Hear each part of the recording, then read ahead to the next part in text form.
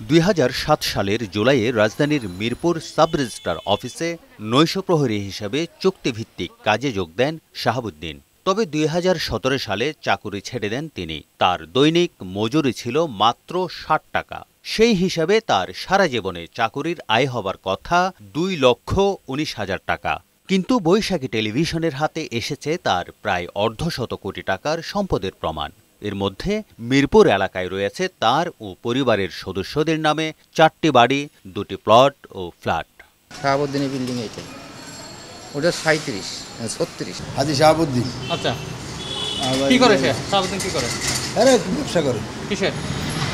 এই কিসের ব্যবসা করে বাবা, এত কথা জানি না। ক্যাটেগরি চাকরি করি, এত গরুর ফার্ম করা মাছ। সাভার, ময়মনসিংহ ও কুষ্টিয়ায় আছে বিশাল খামার বাড়ি, বিলাসবহুল বাংলো ও প্রজেক্ট। সাভারে জায়গা আছে ৩১ শতাংশ। আর ময়মনসিংহ ৬০ শতাংশ জায়গা আছে। কুষ্টিয়া জমি নাই, ওখানে আমার ফার্ম, আমরা যৌথভাবে আমাদের ফার্ম আছে। ঢাকায় বাড়ি বা জায়গা কয়টা আছে? জায়গা আমার একটা বাড়ি আছে, ওই যে ২.৭০ একটা বাড়ি আছে, আর ২টা ফ্ল্যাট আছে।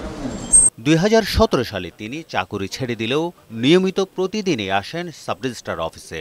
দালালির মাধ্যমে ঘুষ আদায় করেন সেবাগ্রহীতাদের কাছ থেকে।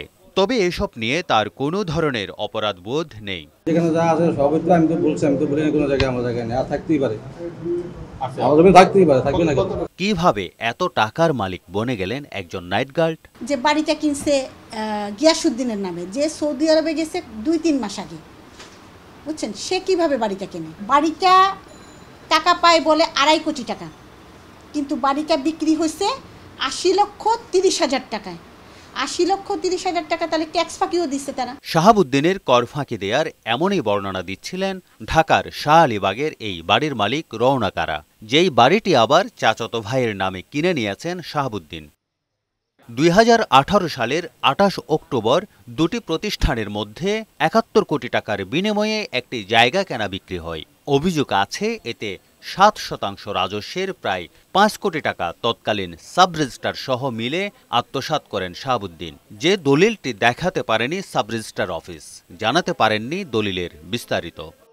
সাব রেজিস্ট্রার অফিসে দুর্নীতি প্রাতিষ্ঠানিক রূপ লাভ করেছে বলে জানিয়ে টিআইবির নির্বাহী পরিচালক ইফতেখারুজ্জামান বলেন, জবাবদিহিতার আওতায় আনতে হবে এদের। ফ্রন্টলাইনার হিসাবে নৈশপ্রহরীকে যেরকম জবাবদিহিতার আওতায় আনতে হবে, একইভাবে এর পেছনে যারা শক্তির যোগসাজশকারী যারা, তাদেরকে জবাবদিহিতার আওতায় আনতে হবে। শুধু শাহাবুদ্দিন নয়, এমন অনেকেই রাতারাতি আঙ্গুল ফুলে কলা গাছ হয়েছেন এই সাব রেজিস্ট্রার অফিসে চাকুরি করে। তারেক শিকদার, বৈশাখী সংবাদ, ঢাকা।